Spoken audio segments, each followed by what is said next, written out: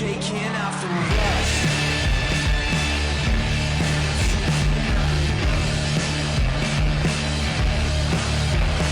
We were the one to focus on original performance, be that local, the CD releases or the release parties, and just a lot of original things, and bringing, these touring acts as well. There wasn't a built-in crowd. People were coming to see whatever was there, so it could be metal, or it could be harder, screamo type of thing, or it could be acoustic, or it could be pop, or it could be electronic, a lot of hip hop. It was just a big variety of things. We've had people from, it seems like all continents, but Russia and Japan and all over Europe, France, Spain. What a lot of people do is they hit these indie venues, and we were that circuit that people hit. You could go down there on a weeknight and see some band from out of town that you'd never heard of, or a lot of times a cool indie band that was fairly well known would come through there, and you'd get a chance to go see them in a small place. So, or you could see bands kind of on their way up, bands that eventually are going to be playing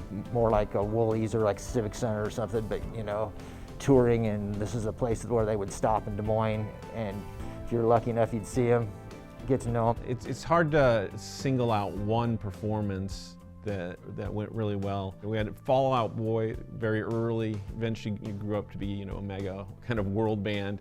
And Macklemore is another band that came in. There's an artist called Andrew WK. His whole theme is party party. So just had everybody going, nuts. So Andrew WK was one of them. What was on stage was the most important thing, and so once bands started playing, then people would go up front. There's a nice balcony, kind of old wood. Nothing really fancy, but it kind of had a certain feel to it. It was just a comfortable atmosphere. It's pretty intimate for the audience too. A lot of shows I remember, the stage is only about a foot off the ground.